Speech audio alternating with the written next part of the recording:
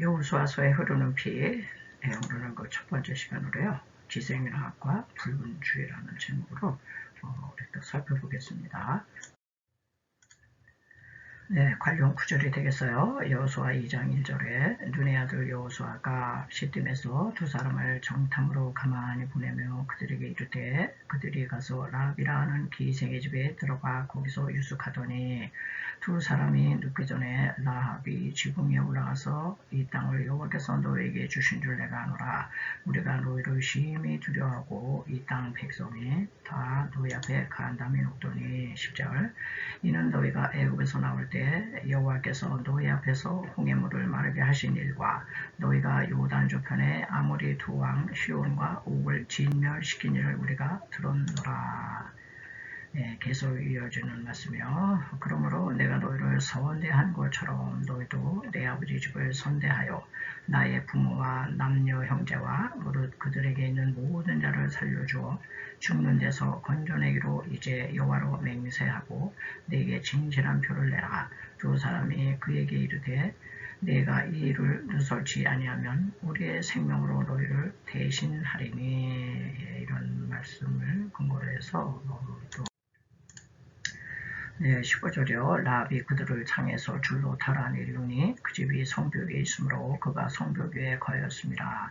우리가 이 땅에 들어올 때에 우리를 달아내리는 창에 이 붉은 줄을 메고 네 부모와 형제와 네 아비의 가족을 다 네 집에 모으라. 누구든지 네 집 문을 나서 거리로 가면 그 피가 그의 무리로 돌아갈 것이요. 라합이 가로되 너희의 말대로 할 것이라 하고 그들을 보내어 가게 하고 붉은 줄을 창문에 매니라. 옛날에는요, 이 성벽에 바로 이렇게 집들을 지었다고 그래요. 그래서 이제 라합의 집과 이런 집에 창문이 있었을 것 같아요. 그래가지고 창문에 이제 붉은 줄을 이제 달아서 이 사람들을 이제 내려 보낸 거죠. 자, 그래서 여기서 우리는 라합의 신앙을 한번 좀 살펴보려고 해요. 교회를 오래 다니신 분들은 다 아는 얘기입니다. 근데 성경은 항상 안다고 신앙이 저절로 좋아지는 게 아니에요. 라합의 신앙은 뭐냐? 로마서 10장 10절에 있는 말씀처럼 듣고 믿은 신앙이에요. 믿음은 어때요? 뭘 자꾸 들어야 돼, 말씀을. 믿음은 들음에서 나며 들음은 그리스도의 말씀으로 말미암느니라. 이 라합이 어떤 그 히브리인들에 대한 소문을 들었어요. 10절에 이는 너희가 애굽에서 나올 때 여호와께서 너희 앞에서 홍해물을 마르게 하신 일과 너희가 요단 저편에 아모리 두 왕 시온과 옥을 진멸시킨 일을 우리가 들었노라. 그래서 우리는 불신의 세상을 향해서 예수의 이 소문을 자꾸 들려줘야 돼요. 예수님에 대한 얘기를 복음을 자꾸 이제 전해야 되는 거죠. 자, 이 말씀이 그 미국의 전도자 D.L. 무디 목사님의 이제 핵심 키워드였다고 그래요. 이제 D.L. 무디가 구두 수선공으로서 아주 어느 날 그냥 뜨거운 성령의 이제 불체험을 하게 됩니다. 그래서 이 무디는 말씀은 없고 그냥 성령의 불이 임해서 막 그냥 한때는 막 불타가지고 막 전도를 아무나 붙들고 하고 막 그랬는데요. 그래가지고 그러다 보면 또 좀 식어지고 또 식어지고 그래서 그냥 자꾸만 이제 어떤 그 부흥 집회만 여기저기 찾아다녔대요. 그런데 그냥 부흥회 갔다 오면 그때 잠깐 또 펄펄 끓다가 또 은사라는 게 그렇잖아요. 이제 그래서 막 고민을 하고 있는데 어느 날 하나님께서 너는 말씀을 채워야지. 성령의 은사만 가지고 이렇게 펄펄 뛴다고 되는 게 아니니까. 그래서 이제 성령의 은사 이제 플러스 이제 말씀을 듣는 훈련을 이제 했다고 그래요. 말씀을 연구하고 공부하고 말씀을 암송하고 읽고 아주 말씀에 이제 올인을 이제 하다 보니까 아주 신앙이 흔들림 없게 견고하게 서서 대전도자가 이제 되셨잖아요. 그런 것처럼 우리의 신앙은 그냥 되는 게 아니에요. 자꾸 하나님 말씀을 의도적으로, 의지적으로 우리는 말씀을 자꾸 이제 들으면은 이제 신앙이 자꾸 이제 생기는 거죠.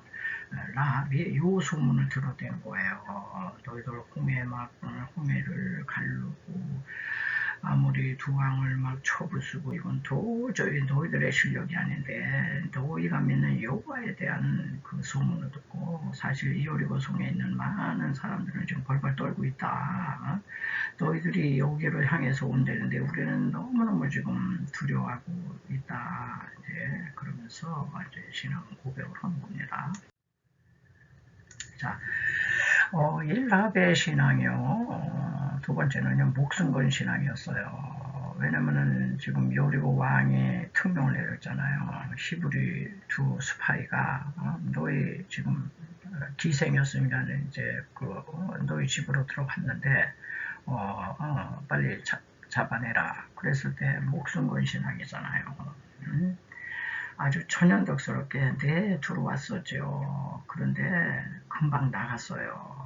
여기는 없습니다. 얼른 쫓아가 보세요. 이렇게 해서 이제 따돌리고 사실은 이제 아까 말씀본 데서 위층에 지붕에다가 3대 그 3대 옆에 이제 숨겨놓고 이제 목숨 건 이제 딜을 하는 겁니다. 2장 11절 그러므로 내가 너를 선대한 것처럼 내가 당신들 목숨 살려준 거다. 우리나라를 우리 조국을 내가 배신하면서 진짜 신앙은 여호와 신앙이다. 난 목숨 걸고라도 저 여호와를 믿어야지 이런 신앙으로 그러니까 너희도 내 아버지 집을 선대해달라. 너희 민족이 지금 우리를 향해서 지금 이제 쳐들어온 데는 소문이 파다하고 지금 다 그냥 문 꼭꼭 닫고 있고 막 이런데 그래서 나의 부모와 남녀 형제와 무릇 그들에게 있는 모든 자를 살려줘 죽는 데서 건져내기로 이제 여호와로 맹세하고 내게 진실한 표를 내라. 하나님의 이름으로 맹세하는 거예요. 그래서 내가 신뢰할 수 있는 진실한 표징을 주라. 예. 자, 그러니까 이제 두 정탐꾼이 두 사람이 그게 이르되 내가 이를 누설치 아니하면 우리의 생명으로 너희를 대신하리니. 예, 그래서 여러분 우리는요, 우리의 신앙이 이게 진짠가 가짠가는요. 목숨을 걸 만큼의 어떤 그런 거를 이제 맞닥뜨렸을 때 우리는 우리의 신앙의 진면목이 나타나더라고요. 평안할 때는 다 믿음이 좋아. 그리고 은혜 안에 있을 때는 다 신앙이 너무너무 좋은 것 같아요.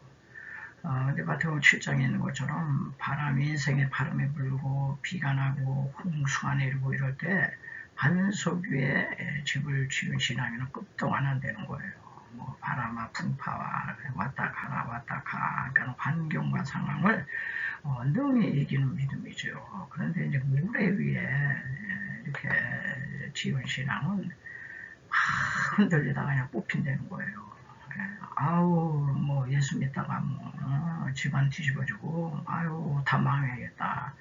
목숨을 안 거는 거예요. 목숨을 안 걸고 그냥 천국은 가고 싶고 근데 이제 라합은 이제 목숨을 이제 건 겁니다. 자기 이거 탄로나면요 멸문지화 당하는 거예요. 목숨을 건 신앙이었다. 네, 그리고 세 번째는 라합의 신앙은 오늘 제목처럼 붉은 줄을 붙잡는 신앙이었어요.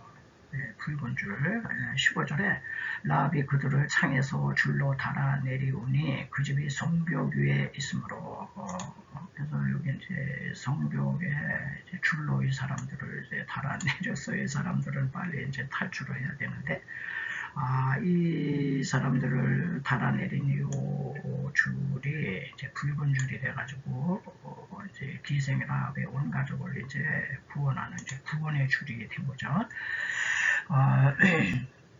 그 집이 성벽에 있으므로 그가 성벽 위에 거였음이라. 우리가 이 땅에 들어올 때에 우리를 달아내리는 이 창문에 이 붉은 줄을 메고 네 부모와 형제와 네 아비의 가족을 다 내 집에 모으라.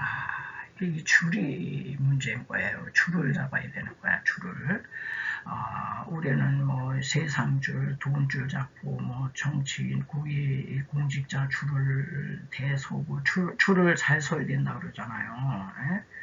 그냥 이 줄 저 줄 잡아봤자 이 땅에서는요 약간의 유익은 있겠지만은 이건 생명줄이 아닙니다. 오히려 우리가 넘어질 수 있는 그런 줄이 될 수가 있어요. 자, 그래서 성경을 보면요, 이제 피의 체계예요. 왜 피냐? 피는 생명이에요. 레위기 17장 11절에 보면은 모든 육체에 생명은 피에 있나니 피가 죄를 속하느니라. 그래서 이제 피는 생명을 의미하는데요. 이 세상에 어떤 석학이 지었건 어떤 누가 지었던 어떤 죄도 생명은 주지 못합니다. 그래서 성경은요 아주 피가 흐르는 생명으로 충만한 생명이 들어있는 책이다. 예, 그래서 우리는 성경에서 이걸 봐야 돼요. 에덴 동산에도 피가 흘렀죠. 가죽 옷을 제공한 짐승의 피가 흘렀고 아벨의 제단에도 양의 피가 흘렀죠. 노아의 제단에도 번제단에 짐승의 피가 흘렀죠. 모리아 산상에도 이삭 대신에 예비된 양의 피가 흘렀다. 그렇기 때문에 이게 흘러와가지고 제가 지금 이제 여호수아서에도 이 생명의 붉은 피는 흐르고 있다 이런 뜻을 가지고 이거를 좀 살펴보고 있습니다. 자, 이처럼 성경은요 범죄한 인간을 어떤 방법으로 구원하셨는지에 대한 이제 구속사에 대한 책이거든요. 그래서 구약은 짐승의 피, 신약은 예수의 피가 흐른다. 라비의 신앙은요 자신의 생명과 가족의 생명을 붉은 줄에 걸었다. 붉은 줄. 신약의 십자가죠. 이거 붙들어야죠. 그 얘기를 하려고 하는 겁니다. 네, 그 라베 신앙은 이제 총정리하자면요, 붉은 줄, 그리스도의 보혈이에요. 랍은 이제 청탄꾼이 얘기해 줬잖아요. 우리로 달아내린 이 줄에 붉은 줄을 매달아라. 붉은 이제 이 피. 그래서 랍은 양이나 염소를 잡아가지고요. 그 피에 밧줄을 푹 담궜을 것 같아요. 이게 왜 붉은 줄이래야 되는 거야. 그래서 이거는 이제 영적인 의미로 이 생명을 위해서는 다른 생명의 이제 희생의 피를 준비한 거예요. 우리 여호와 우리 하나님께서 우리 인간의 구속을 위해서 구약에는 그냥 한 4,000년 동안 맨 짐승의 피로 연습을 시키셨어. 내 아들 예수가 와서 장차 이 짐승의 한 마리처럼 피를 흘릴 거야. 그 예수님의 하나님의 피를 준비하시는데 4,000년 걸렸다. 짐승의 피를 그걸로 이제 자꾸 보여주신 겁니다. 자, 두 번째 라합은요, 그 붉은 줄을 창문에 매달았다. 그래서 여기 성벽 위에 이제 이 집이 이제 창문이 있다면 창문에 매달았어요. 이리로. 왜냐면 이제 이스라엘 히브리인들이 요단강을 가르고 이제 들어올 거니까 잘 보이는데 이렇게 내려 뛰려야 되는 거예요. 창문에 이렇게 이제 걸쳐놨고. 그래서 세 번째 라합은요, 그 붉은 줄을 그냥 날마다 바라보면서 이제나 저제나 청탄꾼이 와야 되잖아. 오늘날 우리는 그저 낮에나 밤에나 눈물 머금고 내 주님 오시기만 기다립니다. 이런 그 이제 재림을 사모하는 그 찬양이 있어요. 오늘날은 이런 찬양을 많이 안 하는데, 그러면 그 이 세상에 여기가 살기 좋다는 이제 그런 반증도 될 것 같아요. 날마다 그냥 그 붉은 줄을 날마다 이제 바라보면서 정탐꾼 우리를 기다렸다. 오늘날 우리가 주님의 재림을 정말 사모해야 됩니다. 세상 돌아가는 거 보세요. 네 번째, 라합은 그 붉은 줄이 바깥으로 떨어지지 않을까 하여 수시로 시도 때도 없이 수시로 확인하고 점검했다.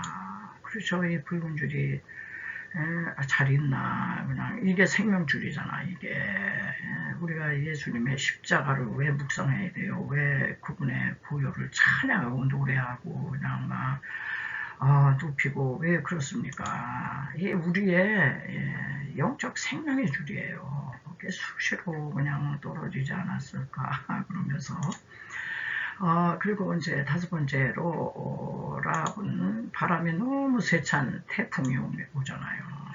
그러면 그 붉은 줄을 더 굳세게 붙잡곤 했다. 제가 제 상상을 해봤거든요. 이렇게 평안하고 뭐 바람도 하나 안 불고 그러면 단단히 매만 두면 될 텐데 그냥 뭐 세찬 태풍이 오고 막 뭐 이러면요, 이게 또 떨어져 날아간 게 아닐까 그러면서 여러분 우리 인생의 세찬 태풍 같은 환난과 정말 인간의 힘으로는 어쩔 수 없는 그런 어려움이 올 때는요, 십자가를 더욱더 단단히 이제 붙으셔야 된다. 이런 얘기도 되겠어요. 그래서 십자가 단단히 붙잡고, 날마다 이기며 나가세. 우리가 그런 찬양을 이제 이렇게 부르잖아요.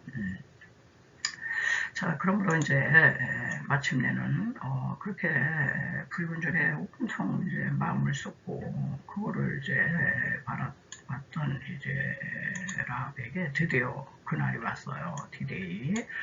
마침내 이제 그날이 와서 그 붉은 줄은 라합의 모든 가족을 구원하기에 충분했다. 예, 그래서 이 붉은 줄은 예수 그리스도의 뭐 십자가죠. 십자가의 보혈입니다. 보혈을 상징한다. 오늘날 십자가의 복음이 많이 이제 부디어지고요. 막 사라지고 심해졌어요. 뭐 예수 믿을 때 뭐 십자가의 보혈 다 인정했고 믿었어. 구원을 받아놓은 떡인데 뭐 아기지제니 세상에서 잘 살아봐야지. 번영, 성공, 추세, 인기, 명예, 그냥 이 세상에서 누릴 수 있는 건 다 누려야 돼. 그러다 천국 가면 좋지 뭐. 그래가지고 이런 복음을 더 듣기를 성도님들은 좋아한다는 겁니다. 거기에 맞춰서 설교자도 십자가에게 대수일수록 나누고 성도들에게 부담되는 얘기는 잘 안 하고 이게 쓴 약이 이게 약이 되는 거죠. 그냥 설탕 복음, 꿀 복음, 번영 복음, 잘 되는 복음, 기분 좋은 복음 이런 거를 더 듣기 좋아하니까 이제 그런 거를 또 이렇게 전하게 된다 이런 얘기죠. 그러나 십자가를 단단히 붙잡으라고 일러줘야죠. 단단히 붙잡고 그 십자가에 자신을 못 박지 않는 자는 이게 중요한 거예요. 십자가에서 예수님만 그냥 죽으라고 그러고 자기는 안 죽고 그러면 안 돼요. 자신이 거기서 죽으라는 거예요. 우리 부르실 때는 너도 십자가에서 죽고 이미 죽여놨잖아. 근데 왜 자꾸 살아서 그래? 자신을 못 받지 않는다면 주님과 상관없다는 거예요. 상관없게 될 것이다. 왜 십자가 외에 다른 곳에는 구원이 없어요. 십자가. 예수님이 십자가를 지지 않았으면요 우리의 구원 없습니다. 사도 바울도 그 석학도 내가 이런저런 거 다 배설물로 여겼다. 나는 예수 그리스도가 십자가에 못 박힌 것 외에 다른 것은 나 전하지도 않고 알기를 원치 않는다.